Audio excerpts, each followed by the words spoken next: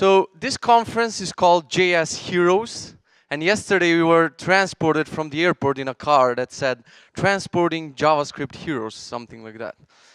And I have a problem with a couple of terms that we use in development in general, and they are like Ninja developer, Rockstar developer, Senior developer, Heroes, and all of these names we give to each other. So I want to ask you in the audience, raise your hand if this is your first conference that you're attending ever. Do we have anyone? All right. So if you're attending a conference for the first time, you're probably intimidated by all of the speakers that are on stage, and you're thinking, oh my God, they're ninjas and seniors and rock stars, and I cannot do that on stage. So I want to demystify that a little bit. So let's start with these three terms. The first one is ninja developer. Do you ever see a ninja on a rooftop doing Webpack at 4 a.m.? No, they're doing ninja things, right? So that term shouldn't exist. Next one, we have senior developer. How the hell can we define this? Is there a definition for this? Like, for me, the only senior developer can be this guy. We can call him a senior developer, right? And then we have the third one is when people get on stage and they usually say about them they're rockstar developers. And I just want to make it clear that this is a rockstar and this is everything but a rockstar. So we need to make that clear. Why am I telling you this? Because I want everyone in the audience to take a chance and apply and speak at a conference, because if you're passionate enough about a topic, no matter what it is, it may sound boring in your head. My talk is boring, it's about React. So even if it sounds boring in your head, you should apply and you should talk on stage, because people who are standing here on the stage, we're nothing special. We're, oh yeah, I have one more term. He rocked the stage. The reality, at least for me, most of the time is he read his notes from made on a plane slides, trembling for 30 minutes while praying you won't find out I'm a fraud. So I just want to say that at the end of the day, we're all the same. We're just code monkeys trying to make weird libraries work together by writing shitty hacks. So that's what I wanted to say before beginning. Thank you. Thanks. That being said, Yusun Kitse, I'm a Rockstar senior ninja developer. And I love front-end, I love open source, I love making products. Lately, the last year, I've been focused on training and workshops. I have this thing called React Academy, and if you need a workshops for any of these technologies, React, React Native, and so on, just let me know. Today, we're going to talk about the exciting future of React. I'm talking about React all the time, so I'm kind of bored by it. So let's see. React 16, the current version of React is React 16. We were having laughs and fun when Angular went from Angular 1 to Angular 2 to whatever they have now, just Angular or something. That was the logical progression, and we were like, haha, they skipped some versions. And we went from 0.14 to 15, and everyone was like, oh yeah, that makes sense, right? We just skip. That makes sense, that's fun. How did they announce React 16? What was the announcement? They said, we have React Fiber, so the core React algorithm has been completely rewritten. That's amazing, that's mind-blowing. And we have some small stuff, like we have portals, error boundaries, server-side rendering, custom DOM, blah, blah, blah. These are just the small things. How people read the announcement was like, we can render multiple elements without a wrapper, and we have Fiber, whatever, just some small things. So we're going to start that way, just how people perceive the new version of React. Rendering multiple elements without a wrapper. If you're not familiar with JSX or JavaScript, you cannot do this in JavaScript, right?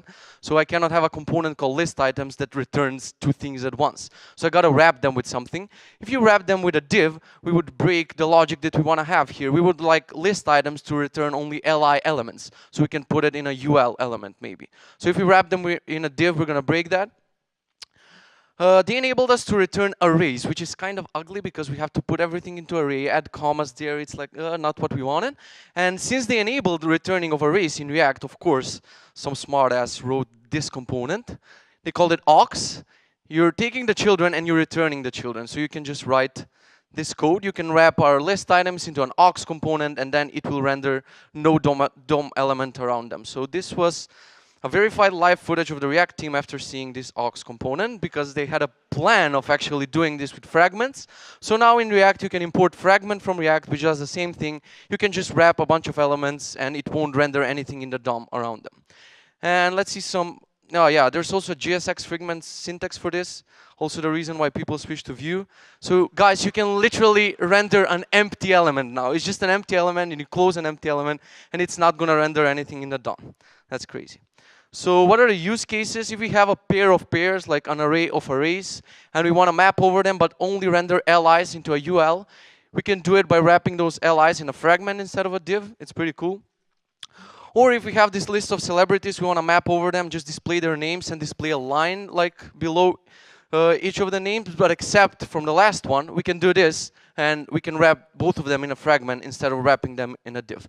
So it has some pretty cool use cases. We also have a new feature, components can now render strings, and it may sound silly until you figure out some use cases for it. It's pretty cool. We can just pass a string to a component, it will do something, it will return a string back. Next up, we have portals.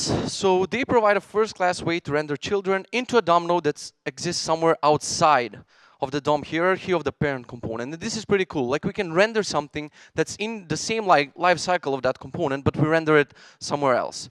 So when I first read about portals and what they do, I was like, holy hell, now we can do pretty cool things.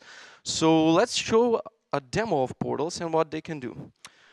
I have this simple app. Let me just see if everything is running. All right. You just say, hello, JSHeroes. Some people call this a startup. They say, I'm working on my new startup. And it's just 5 lines of code. So I'm going to show you the startup. And we're going to use portals here. So what do we have here? I added a class name here just so we can see how does it look like in the DOM. So I'm going to zoom this in so you can see. We have the root where our app is mounted, and then we have my app, and we have hello JSHeroes. But what if I want to have something here, like something, but I render it somewhere outside of the root? So right now, if I go to index.html, right here, we will see that our React app is mounted into root, but I have 2 other div, counter and modal. So let's see if we can render something outside of the root div with portals. So how do we use portals? We can just import React DOM from React DOM. And here I can say React DOM, create portal. And as a first element, as a first argument, we're gonna pass whatever we want to render. And as a second one, we're gonna say get element by ID, and I'm gonna say counter. So we're gonna render something. This font is too huge, so hopefully this will work for me. Yeah, it works great. So we have this is the first argument, this is the second argument, and then I guess I need to close this function.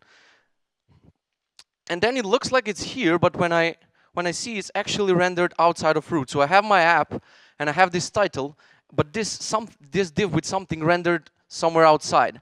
And we can have some pretty cool use cases for this. Like I can write a modal component, and I can say modal equals, it's just gonna render a div, and here we're gonna say class name equals overlay, and another div with a class name that's gonna be content. And here we're gonna put the children. I'm gonna take them from the props. And now right here, when I render something, I'm gonna delete this portal for a second, and I'm gonna say modal hi JSHeroes inside. This works great. Even without portals, this can work okay, right? I'm gonna render it right where it is. If I just inspect element and I see where this is, I have root, my app, I have the overlay and the content. But this model is using position fixed, and like a window, the width is full width and the height is full height. So we can break it by actually, if I wrap it inside of another div here, and I say that this div will have some transform, like translate maybe. And now we're gonna break it. You see what's going to happen, because position fixed worked only like it was working, just because none of the elements above it had any transforms. So as soon as we add a transform, we're going to break it. So what can we do is, let's see where this is right now. It's right here. And I can just somehow maybe put it, I don't know, it won't let me do it. But anyway, I can just take this. If I render it somewhere outside in a model, it's never going to break, because it's always going to render outside. So let's do that. I'm going to add some state. I'm going to say show model here. And I'm going to make it false. I'm going to add a button. And on click, we're going to say this.show model. And here, I'm going to say show model and do it like this. This is going to come from the state. Cool. Works great. Oh, yeah. I have to actually have a function show model, right? And I'm gonna set the state to show model true. You wanted to catch that error, right? Okay, so now what we need to do is we just need to create a portal in the model component, so every time we render it somewhere, it renders outside. And that's pretty cool. So all I need to do is just grab this div, and actually here I'm gonna say React DOM, create portal. And here I'm going to put the content. And as the second argument, I'm going to say get element by ID, and I'm going to say model. So every time I'm going to render this model component, although it's part of this app, it's going to render somewhere outside. So if we wait for the refresh, I don't know if it... All right. So now, when I inspect element, we see everything is in root, except the model that should be right here, but it's not. So we render it somewhere outside. And you may think, okay, I already know this is boring stuff if you already knew it. But we can do something even crazier with models. So let me just add a counter here that's going to start from 0. When the component mounts, I'm going to set an interval. And I'm going to say every second, right here, we're going to set the state to the current state plus 1. So we're going to say counter equals state dot counter plus 1. So we're going to loop over it every second. We're going to increase the counter. And here I'm going to say counter is counter. That's going to come from the state. Pretty cool stuff. I can put it inside of the model here. Let's just see if it's going to work. So I have a counter that's part of this app. It's going to keep ticking. And when I click show model, it's going to keep ticking in there because it's the same state. So it doesn't matter where we render this. It's the same lifecycle method. So can we render this in a separate window? That would be crazy, right? If it continues working, if we make a window component instead of a model component. So let's do that. Here I'm going to call this window. And I'm going to delete my model component. And I'm going to create a window component. This one is going to be a class. And here when I return, I'm going to return null. That's going to work, right? So what do we need to create here is we're going to create something like container element. And here we're going to render the content. So I'm going to say document.create element. And I'm going to make it a div. And now when I'm rendering here, I'm going to say react DOM.create portal. And I'm going to put this.props.children. So whatever we put inside of it. But I'm going to render it is in this .container element. And of course, nothing is going to happen right now because we're not mounting this element anywhere. So whenever I click show model, something happens, but we're not mounting it anywhere. So in component did mount, what I can do is I can say here external window equals null. And here I can say this.external window equals window.open. So we're going to open a new window every time this component mounts. And I'm going to say height is 400 and width is 600. And nothing is going to happen, but I'm going to open a window. So every time we render this window component on mount, it's going to open a window. So now what we need to do is we need to say external window.document.body.append child and just append this element where we're actually portaling all of the children. So if I append this child, this.container element, let's see what's going to happen. Okay, so we keep the counter. I don't know if you can see. I can zoom in a little bit. But we can actually portal something in an external window. It's keeping the same life cycle, which is pretty cool. We can even make it like when the component unmounts, component will unmount. Right here, we can say this.external window.close. And now here, I'm going to change this function to toggle.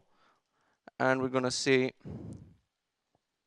this.actually state.show model. We're going to switch the value. And here, instead of open something, we're going to say toggle model. And let's see what's going to happen. I'm going to move this to the left. So when I click, I'm actually opening a new window. I still treat it as a part of this component lifecycle. And when I click again, it's going to close it. So we kind of have a component that's a window. That's pretty crazy. So that was the first demo about portals. So when you think about all of the possibilities, it's mind-blowing like where you can put your DOM elements and still keep that parent lifecycle. It's pretty amazing. All right, next up we have error boundaries and handling JavaScript errors in our components. So I'm going to give you 3 ways to handle the JavaScript errors in your components. The first one is really smart. Don't have any errors in your components. This one always works. The second one I've been using lately is don't open the console and you won't see any errors. It works, right, if it's not broken. And then the third one is the official way in React right now. They introduced a lifecycle method called component did catch. So whenever a class component defines this method, it's going to become an error boundary and it's going to catch all of the errors of the children. Not of itself, just of all the children. So this is how we can implement it. In the state, we can keep a value, has error equals false. If we actually find an error, we're going to catch it in component did catch. We're going to flip the state to true. And then in our render method, I can check. If I have an error, instead of rendering the default UI, just render like a fallback UI. So say something went wrong. And this is pretty cool because we can now handle different, if a piece of our application breaks, we can handle that. So if we have this gallery widget, for example, I can just wrap it in an error boundary. If something bad happens inside of it, instead of our entire app going blank and nothing works, we can just display an error saying, hey, sorry, something went wrong. And of course, I know what's in your head right now. You're thinking we can wrap the entire app in an error boundary and we're magically going to fix all the errors. We can do this, but instead of a blank screen, we're just going to get that H1 saying something went wrong. So the idea of this error boundary component is just to wrap different parts of your app and handling different error states. And yeah, we have Fiber, that small thing. It's actually the biggest change in React. Oh, that's not the image of Fiber. We need something else. All right, so if I was a really smart person that can explain Fiber with diagrams and fancy graphics and stuff, I would explain it to you. But actually, I'm going to give you the simpler version. When it was not Fiber, it was slow. Now it's fast, all right?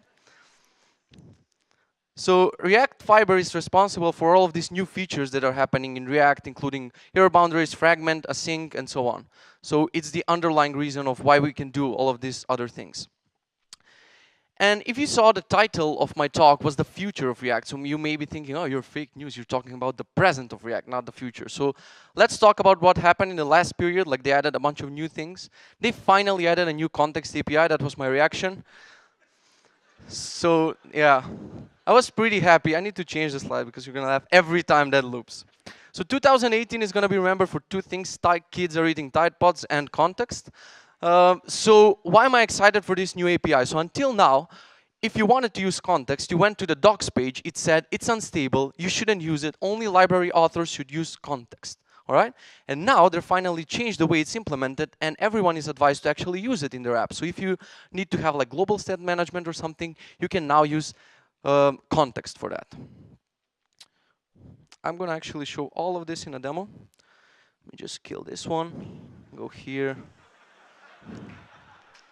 Oh, that's my default background.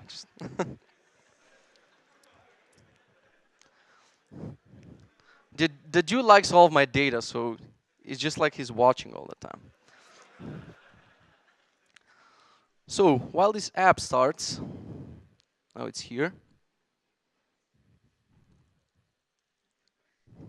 Wait for it. Jesus Christ. You start an app and it's broken. Cool stuff. So yeah, I forgot a letter somewhere right here. Okay, so this is my new startup. It's beautiful material design. We have a header, we have a footer, we have some content in between. And now we would like to implement something with context, all right? So what we can do is we have a new method on the React here. We can say theme context. For example, we're going to implement a simple theme manager for our app. So I can say react.createContext, and here I can pass a default value. So I can make this a string, like dark and white and black, or I can actually pass an entire value, like an object here. So I'm going to say background color equals black and color equals white, and this is going to be my default theme. Now, other components in my app, if they import this theme context, they're going to get two new components. So this gives us theme context.provider and theme context.consumer. So we cannot use this as it is. It's not a component, but it gives us two different components. So now in my app, I can just wrap everything into theme context.consumer. I'm going to use this render prop syntax. And right here, I would receive my theme, which would be this entire object. All right, and now I can see the style of this app can be background color equals theme.background color, and color equals theme.color. If our theme is simple enough, we can just use this. And now our app component can read from this theme. You can see this background. If I change this to like pink and black, the middle is going to change. Okay, so how can other components use this context and how we can override this context? For now, we're showing how we can use the default context.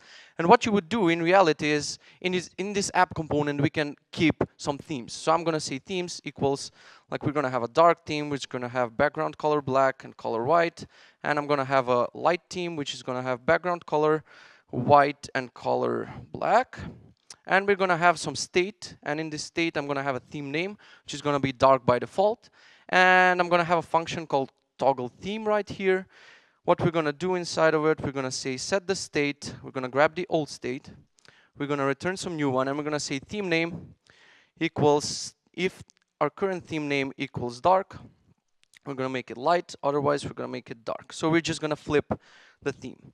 And now, instead of passing a consumer here, what I can do is I'm going to remove this, and I'm going to pass a provider. So the providers can now override the default value. So just so it's not confusing, I'm going to remove this default value. We're not going to have anything in here. And I'm going to provide a value. So I'm going to say value equals, and here I'm going to say this.themes, this.state.theme name. So we're going to pull out the current theme, and we're going to provide it to all of our components. And now I'm going to remove the style from here because I don't need it. And in my header component, instead of having some default colors, I can now consume from the state of my parent. So I can say theme context.consumer. I'm going to wrap the entire header component right here. And I'm going to have the theme. So now I have access to theme, and I can say background color equals theme.background color, and color equals theme.color. Okay, now what I need to do is just export this context so other components can use it. Export const. Just import it from here. And this should work, hopefully. Okay, now we need a function to actually toggle the state, so we need a button to toggle it just so we show that other components can read from it. But actually, let's make the footer. So instead of putting a button here, we want the footer to toggle our component.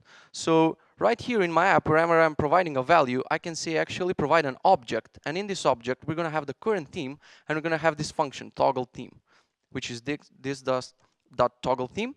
And now in my footer, I'm going to do the same thing as in the header. So I'm going to say theme context.consumer right here. And I'm going to grab this div. And now right here, I have access to theme and toggle theme, right? So let's say that the footer doesn't need the theme. It just needs the toggle theme. Here, we're going to put a button, toggle the theme. And we're going to say on click, just call toggle theme. We need to import this. So import from app. And hopefully this will work. Otherwise, I'm out of time soon. It won't work. Toggle the theme, I'm doing something wrong. This is a consumer.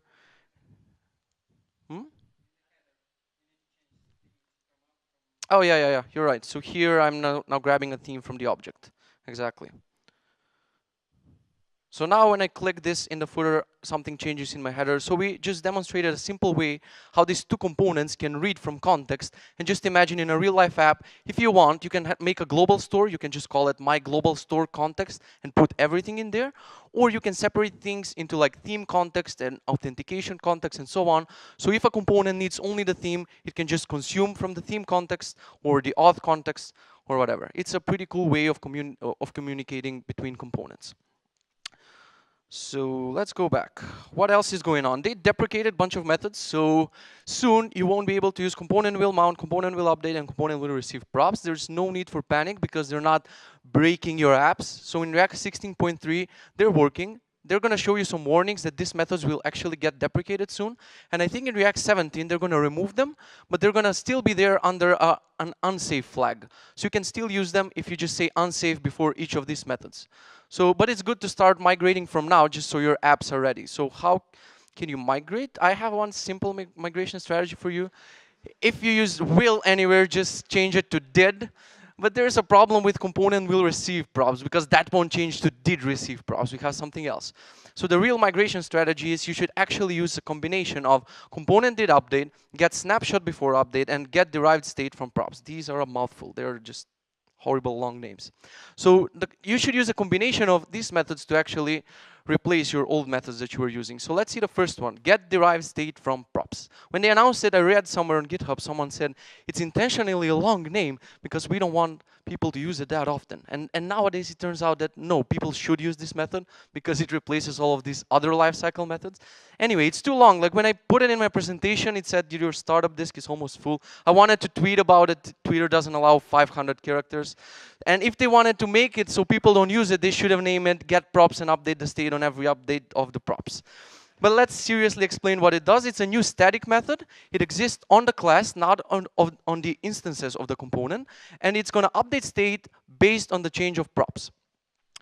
So updates the state based on the props. We're going to return an object from this method, and whatever we put in this object is going to get merged with the current state. So it's not going to replace the state, but it's just going to add something new to the state. If we return null, this is not going to be updated. Okay, if we return something else, it's going to go in the state. So this is the simplest example. I can read from the props, and I can decide if this component is controlled or not by reading if there's value and on change in the props. And this is controlled is now going to live in my state. So in my state, I can check this.state.is controlled.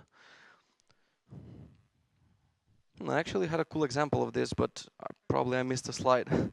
So this method is really going to be useful in combination with component did update. So you may want to see how it works under the hood, because there's also second argument, next props, and previous state. So you should evaluate the combination of the next props and the previous state to decide how the next state should be updated.